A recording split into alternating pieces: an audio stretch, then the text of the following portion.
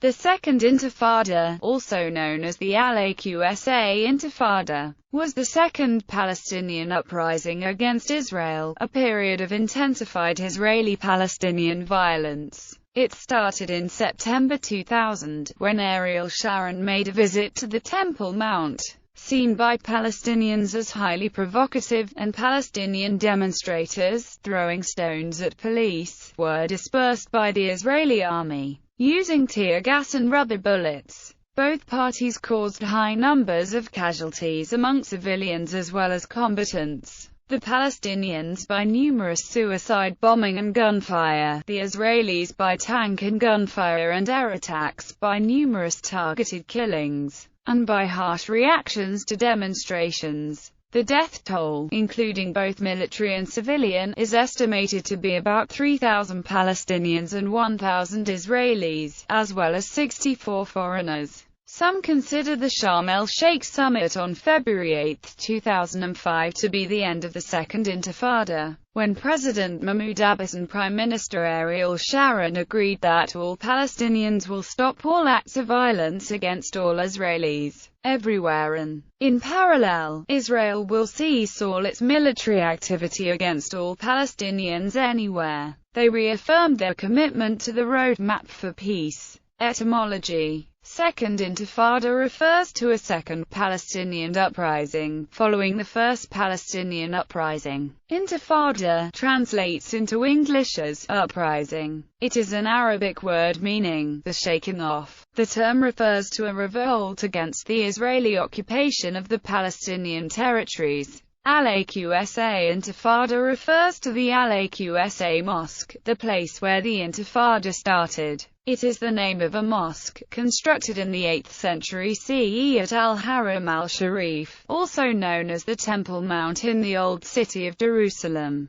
a location considered the holiest site in Judaism and third holiest in Islam. The Intifada is sometimes called the Oslo War by some Israelis who consider it to be the result of concessions made by Israel following the Oslo Accords and Arafat War, after the late Palestinian leader whom some blamed for starting it. Others have named what they consider disproportionate response to what was initially a popular uprising by unarmed demonstrators as the reason for the escalation of the Intifada into an all-out war. Background: Oslo Accords. Under the Oslo Accords, signed in 1995, Israel committed to the phased withdrawal of its forces from parts of the Gaza Strip and West Bank, and affirmed the Palestinian right to self-government within those areas through the creation of a Palestinian Authority. For their part, the Palestine Liberation Organization formally recognized Israel and committed to adopting responsibility for internal security in population centers. In the areas evacuated, Palestinian self-rule was to last for a 5-year interim period during which a permanent agreement would be negotiated. However, the realities on the ground left both sides deeply disappointed with the Oslo process. Both Israelis and Palestinians have blamed each other for the failure of the Oslo peace process. In the 5 years immediately following the signing of the Oslo Accords, 405 Palestinians and 256 Israelis were killed, which for the latter represented a casualty count higher than that of the previous 15 years combined. From 1996, Israel made extensive contingency plans and preparations, collectively code-named Musical Charm, in the eventuality that peace talks might fail. In 1998, after concluding that the 5-year plan stipulated in the Oslo talks would not be completed, the IDF implemented an Operation Field of Thorns plan to conquer towns in Area C, and some areas of Gaza, and military exercises at regimental level were carried out in April 2000 to that end. Palestinian preparations were defensive, and small-scale, more to reassure the local population than to cope with an eventual attack from Israel. The intensity of these operations led one Brigadier General, Zevi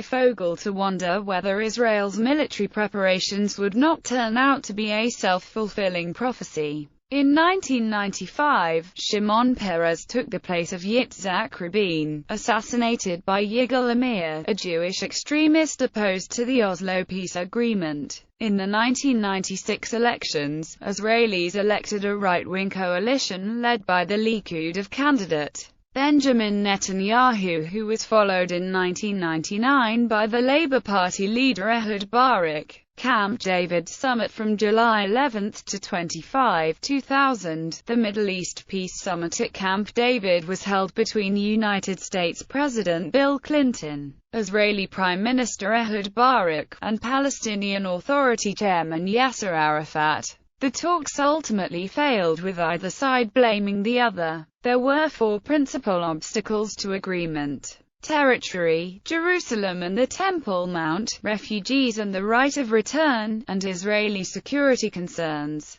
Disappointment at the situation over the summer led to a significant fracturing of the PLO, as many Fatah factions abandoned it to join Hamas and Islamic Jihad. On September 13, 2000, Yasser Arafat and the Palestinian Legislative Council postponed the planned unilateral declaration of an independent Palestinian state. Continued settlement. While Peres had limited settlement construction at the request of U.S. Secretary of State Madeleine Albright, Netanyahu continued construction within existing Israeli settlements, and put forward plans for the construction of a new neighborhood, HaHoma, in East Jerusalem. However, he fell far short of the Shamir government's 1991-92 level and refrained from building new settlements. Although the Oslo Agreement stipulated no such ban, construction of housing units before Oslo,